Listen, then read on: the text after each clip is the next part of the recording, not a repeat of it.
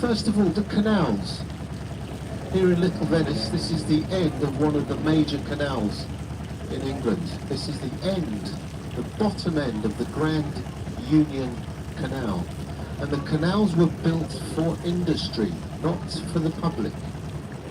They were built for industry more than 200 years ago. And when I say industry, I mean for boats to carry industrial items between towns and cities and villages, and industrial buildings moving materials and cargo and products. This is the beginning of the Industrial Revolution. So this canal comes from Birmingham, which is in the middle of England, down here to Little Venice, so actually to Paddington. If you look to the right, beyond the island, this canal goes down there for about 5 minutes and stops.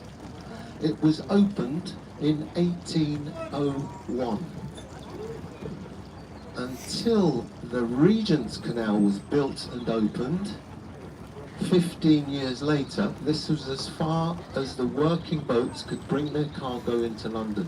The Regent's Canal was built between 1811 and 1820, and it connects the Grand Union Canal, which we leave behind us now, eventually with the River Thames in East London. So the canals were built for industry. The boats that used the canal were for carrying cargo, and they were also the homes for the people that lived and made their living on the canal. Now where we see the people working on the left-hand side, they're walking past the old toll house just there. It's now somebody's home. That pathway was built for horses, not for people, not for the public anyway. In the past, the working boats used to be pulled along by a horse. One horse could tow a boat like the one you're sitting in. So they call the pathway alongside the canal the tow path, or the towing pathway. I'm going to mention the horses a couple of times. Let's come back to the subject matter of horses and industry on the canal, but as I said at the beginning, there's quite a bit of contrast between the past and the present. Introduced you to why the canals are here. Here's a pretty good example of how we use them today. So apart from the fact that you're on a boat just having a pleasure trip, as it was called back in the early days, just a pleasure boat riding, here we're looking at people's homes. People's full-time homes, most of them.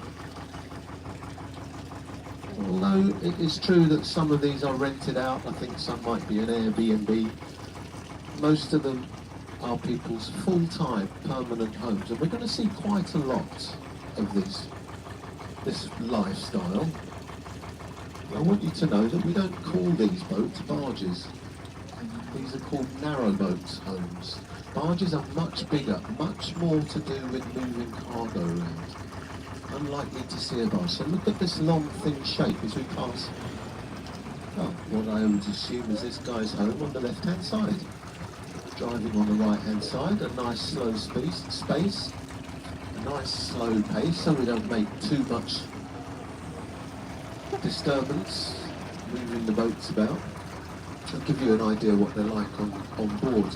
Lots of variations, lots of individual styles, but the narrowboat home is long, thin, squarish shape, can contain, usually does, have a kitchen that uses bottled gas for cooking and heating water. They'll have a coal and wood burner on board for keeping warm, but more and more they have water heaters and central heating on board. There will be a shower and a toilet, at least one bedroom, and a sitting room. Lots of ways of adapting during the day or during your time that you stay, different ways according to different needs. People choose this as a lifestyle and they love it. The people that choose this absolutely love this lifestyle. It's not always as beautiful and warm like this spring day, but it has its own charm, and not least of which is that you can get the engine going and take your home with you and travel around the waterways in the country. So it's about 40,000 people live like this around the country. The ones here have their own residential mooring. Most people don't have their own bit of the canal to tie up to, but these ones do, and they pay somewhere around £8,000 to £10,000 a year for this part of London. So that space on either side That's one boat's residential mooring space. And the gap in the boats just reveals what we're going past all the time as well. Looking at London from the canal. And I start introducing the history again, going back to the beginning of the canals, before the railways. None of the buildings that we see here, when they were building the canal, none of the buildings that we see on this trip were here at all. Most of London, back at the beginning of the 1800s, beginning of the Industrial Revolution, before the Victorian times, it's mostly fields and farmland and small holdings, villages crisscrossed with roads, some of the ancient Roman roads.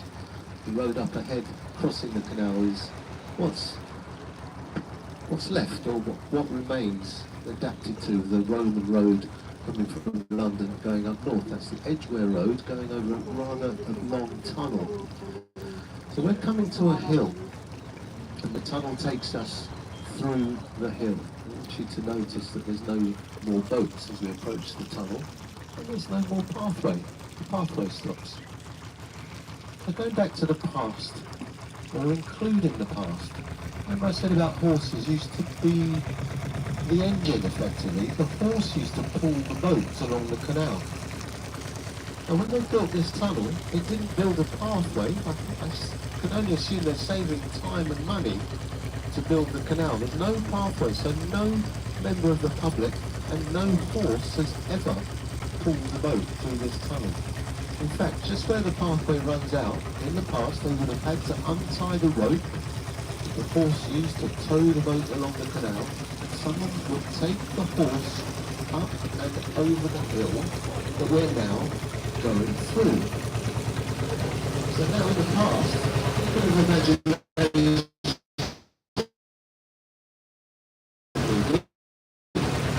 you're on a boat and you're way up, it's an interesting feature that you don't get to see what you're doing now. If you could just use a bit of imagination, if you were asking the question, how do we get the boat through the tunnel with no engine and no horse? And the best way to do it